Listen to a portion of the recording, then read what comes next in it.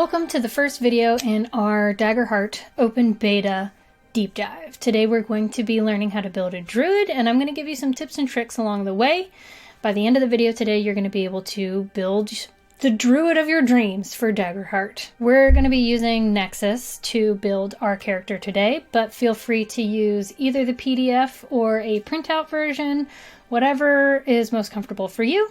As a quick note, we are not sponsored by Nexus, but if there is anybody over at Demiplane watching, hey.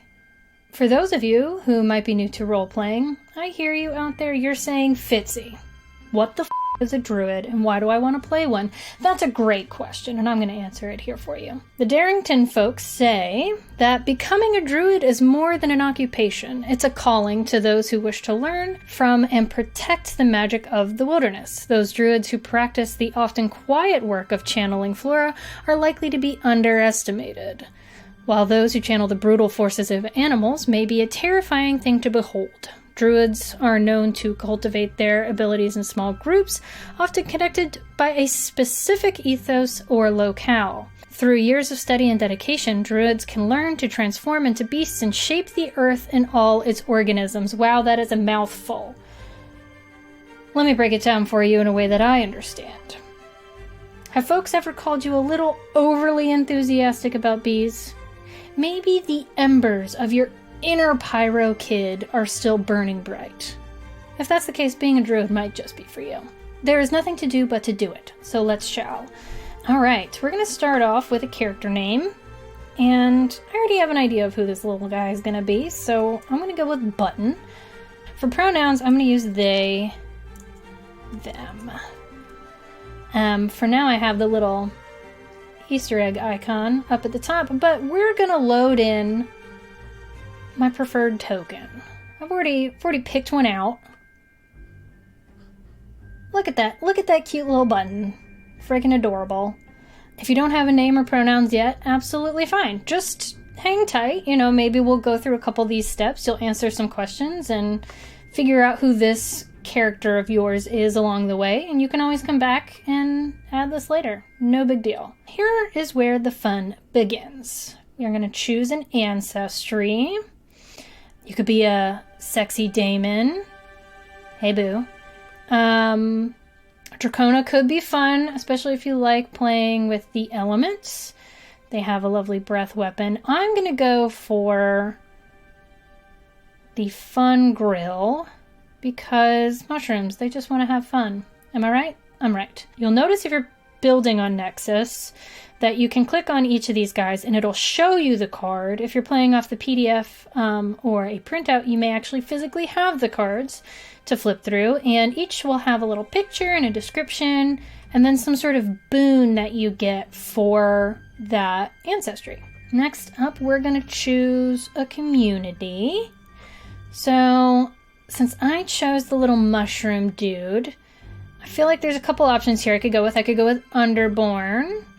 So I could be from the underground. That could be fun. But I think what I'm going to go for is Wildborn. I like the idea of like a cute little forest mushroom, right? You got the beautiful little card with a description, and then each card will give you some sort of feature. So we're going to do Wildborn. Feel free to pause at any time. Take a read through. Pick out what feels good for you. All right, there we go. So now, for those of you working on the PDF or on the printout, you're already one step ahead of us because you will have the blank Druid character sheet that you're working from. If you're on Nexus, at this point, we're going to choose Druid. One thing to note is that you click once here. You need to click again in this upper corner over here. If you're building on Nexus and you're like, you know what, Druid isn't quite right for me, maybe I want something else, feel free to click through on any of these guys. It'll give you a little breakdown of the features and flavor of every class. But obviously we're doing a sweet baby Druid today, so we're going to select that. Great. We're going to choose a subclass. Every class has two options right now. If you're playing with the PDF or a printout, you'll want to find the Foundations cards because those will have your subclass options. On here, we're just going to be able to click through and see our different options. But these two subclasses that we get to pick from basically allow us to pick what flavor we want for our druid. If I had my druthers, my little mushroom would taste like a Doomless snack on the inside. If you know, you know. But we're only given these two options. If you like to be more of an elemental type caster, you like a little bit of variety, maybe you're super hyped up because of Last Airbender, then Warden of the Elements might be good for you. I'm going to choose Warden of Renewal because I like me a good healer moment. Got a little picture, got a little bit of a description of what each foundation is, which subclass does what, and then the boon that you get for them. So we're going to select Warden of Renewal. We're going to set our traits now. This, I think, in any tabletop role-playing game is where folks get intimidated. But luckily for us, Darrington have very kindly supplied us with both a description of what all of the traits do, so you can have a little bit of an idea of the higher level differences between them. But then they also have a suggested breakdown for each class. So I'm going to start with the suggested traits. We're all new to this game, right? So until we've played it a little bit, I'm going to stick to the recommendation. If you've built your character up to this point and you have a really strong idea of who they are, and it doesn't align with these suggested traits, you can obviously make your own. The only thing I would say to that is make sure that if you have any specific features that you're paying attention to what trait they're using. So for example, I chose Warden of Renewal. Instinct is very important for me, spellcasting wise, so that should be my highest score. It is because of the suggested traits, so I'm good to go. But I mean, girl, do whatever makes you happy, you know? You only live once, right? We're moving on. Let's get spicy, alright? Let's choose our instruments of death. That's always really fun. As a spellcaster, druids have access to both physical and magical weapons, which is great. We are only limited by how much we can hold in our two hands. So you'll see a lot of these are marked 2H, 1H. You can only have activated 2H worth of weapons or items. Each one is going to have a slightly different trait that uses it to wield it, right? So if we're looking at a battle axe, that is going to use strength to wield, and it's two-handed. I'm a little bit of a greedy hoarder mushroom, and I'm tiny, so my strength was low. This might not be the thing for me. I'm going to stick with the short staff that they recommend up here. Because you know what? You can't go wrong with a good stick. You know? Where's our short staff? There it is. Suggested select. Now, they also recommend a round shield. But you know what? I saw on this list a whip. I'm taking a whip. I'm taking a whip. Gotta get spicy sometimes, right? It's got a fun little feature. And my agility wasn't so bad. So we're going to go with that. We're choosing our armor now. All right. So for armor, they suggest leather. And honestly, for a druid, feels good, feels right. If it ain't broke, don't fix it. One thing to note is that because it is light armor, you get a +1 to evasion. So that is going to be how you avoid taking hits. The base score, so your armor class, armor score is 3, meaning that you can reduce an incoming hit by 3 if you so desire, but you're limited to that by a certain number of times, and your armor's going to break. Don't worry too much about that right now. We're going to be doing some more deep dives, so we'll get to that at some point. That's a problem for later us, right? Right now we're just choosing things that seem fun. All right? So, we've picked leather armor. We're moving to our starting inventory. They go ahead, they give us a couple of just basic things, right? A torch, 50 feet of rope, basic supplies, whatever that means, and a handful of gold. In Daggerheart, you keep track of gold by handfuls, chestfuls. It's not super precise, which is honestly kind of nice. Hopefully maybe cuts down on the shopping episode issues that all of us love. Anyways, then we get to choose between a health potion or stamina potion. I'm gonna go stamina, just for the novelty of it all. I've played enough 5e to deal with health potions all the time, and I'm ready to leave that behind. And then I get to choose either a small bag of rocks and bones or a strange pendant found in the dirt. Gotta go bag of rocks and bones, right? Love me some little trinkets. And now we are pulling from the deck one last time. For those of you with the PDF or a printout, pull up the Sage and Arcana domain cards. For us, they're just listed on out. Now, the fun thing about this is that each class has 2 domains, and they share each one with another class. As Druids, we have Sage and Arcana, and you get to pick 2. They don't have to be one from Sage, one from Arcana. You can do both from Sage, both from Arcana. Honestly, just pick whatever feels fun and exciting to play for the Druid that is starting to come together now for us, right? I mean, right off the bat, I'm choosing Nature's Tongue. If I could have a real superpower, you know, I know people will go for like A-list things like invisibility and time travel. I'm going for talking with animals, man. I wanna talk to my babies, my puppies. They might be saying some really awful things, you never know, but I just gotta know. Alright, that's selected. And then I'm gonna also go, I've already said it a couple times, I've been collecting some random things, right? I think this mushroom is a little bit of a hoarder. So we're gonna go Rune Ward because you get a little trinket that helps heal. And that just feels nice, right? We also took the Warden of Renewal, which is a little bit of a healing druid, so that feels aligned, right? And again, here, let me show you the Nature's Tongue one as well. Really lovely art. And then a description with a little bit of a boon. I would bet that when this comes out in full, we're gonna get a nice, solid deck of cards. I'm gonna be spending so much money on it. I don't even care. Just take my money, please. Just take all my money. Well, we've been on a journey together. This has been really fun, really fast, but we have one more stop left, and that is Flavortown. So we're heading to the Experiences tab here. We're going to choose a little description, and they've given us some prompts here that we can choose from. I'm up to a little bit of both, right? So clothes that are, let's see, we've got leather armor, right? So I'm going to say we've got grown from cactus leather. That's fun. Maybe I'm a little vegan mushroom. I've got eyes like ivy for no other reason than my favorite color is green.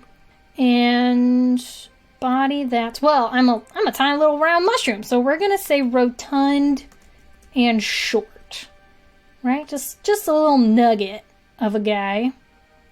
And color of, we're gonna say fine sand, right? With some red spots. Yeah? Oh, I like this. It's attitude like a guide. That feels right. You know, just like a little forest ranger who is super excited about honeysuckle or something, you know? So these background questions are honestly just a way for you to either, number one, avoid having a backstory but still have something to bring to the table, or two, get your thought juices bubbling so that you can come up with a backstory, or at least have somewhere to start, right? A little springboard for ideas that you can bounce off of. And every class has its own set of questions. So these are specific for Druid. Why was the community you grew up in so reliant on nature and its creatures? Well, I'm a mushroom, so we're part of the ecosystem. You know, we are nature. We're part of the ecosystem. That's easy, right? What was the first bond you made with a wild animal? Why did it end? You remember earlier when I said the thing about people maybe accusing you of having an overexuberance for bees? It was me. I was talking about me. People tell me I have a thing about bees, and I do. So here we're gonna say I observed a bee pollinating a flower and followed it all day. Why did it end? We had to go home. It got dark. We had to go home. It happens. Who has been trying to hunt you down? What do you think they want from you? Oh, that's easy. Foragers, right? I'm a mushroom. People out there be looking for something to eat. They want some good food. And I am that. I'm a snack. I'm a snack and a half. I'm a Doomless snack. All right. So, generate experience. Here is one area that is new, a little different, and a way that you and your GM can get a little spicy. All right. So think of this as a more you-controlled, customizable background, sort of like in 5e. So like swashbuckler or a noble, chef, something that you are good at from your past. Just choose something that sparks interest. You can always change it later. Don't get too worked up about this. And honestly, like, this seems like one of the areas where you can get really, really creative, right? We have a Discord. We'll link it in the description below. I want to see what you guys come up with. And if you actually get to play, let us know how it goes and if you actually get to roll for either of your experiences. Because I am curious to see how this is actually going to work out in play. I am going to go for Hold Me Closer, Spore Dancer. You know, maybe this little mushroom, I'm not the most favored in presence for a trait. My agility is okay. But you know what? Who cares? Like, I would go to the little community dances every week, dance my little mushroom heart out. I just like to move my body. So Hold Me Closer, Spore Dancer. And then we're going to go with, well, connected,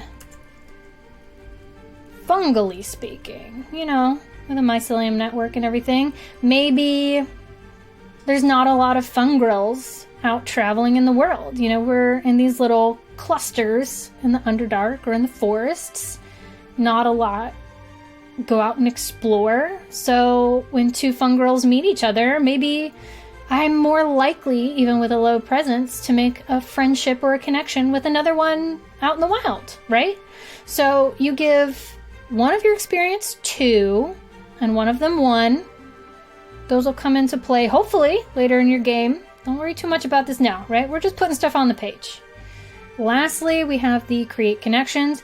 You're going to bring this to your session 0, maybe your group text chain or your Discord server, whatever it is, wherever you're going to find your folks. It could be the first 5 minutes when you sit down to play at a public table, but these are the questions you're going to answer with the other people you're going to be playing with, just to get you connected, start everybody off with some sort of bond with somebody else, if not the whole group.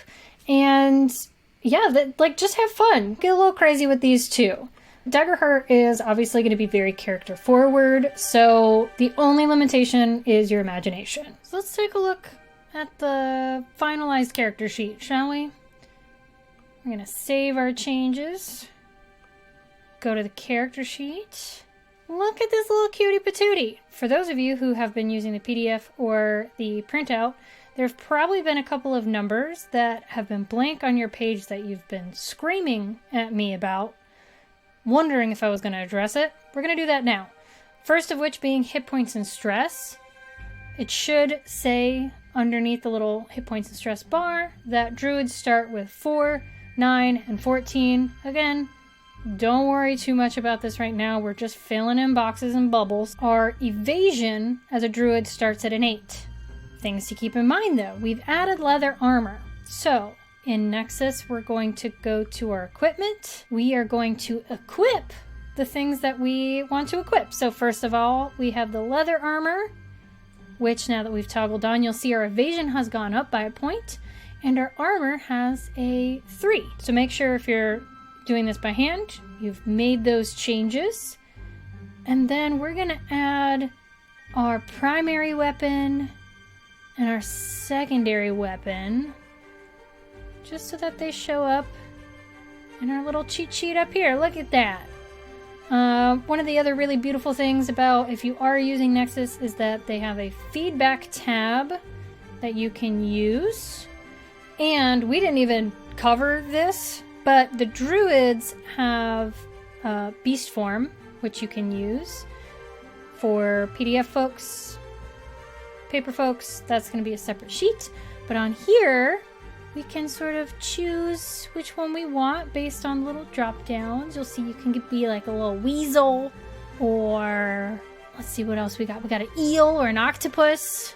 This is very similar to Wild Shape, but you get, I think, a little bit more versatility right out the gate, which is nice.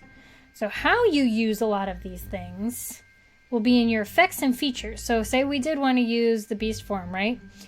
Mark a stress to transform into a magical creature equal to your level or lower from the available options. You lose the use of your abilities, weapons, armor, and domain cards, but you gain the features and trait bonus of this creature. So any of the fun things that we've picked up along the way during character building should be all down here. We've got our Warden of Renewal stuff. We've got the Fungril, always connected, can tap into the hive mind, all this stuff. We're done. We're ready to play. That's it. You've made your Druid in Daggerheart. It was that easy. And we'd love to hear about what you've built and any other classes you may wish to see. We have tons more coming down the pipeline, so please subscribe if you'd like to see more from the Pocket Dimension and our Daggerheart deep dive into this open beta.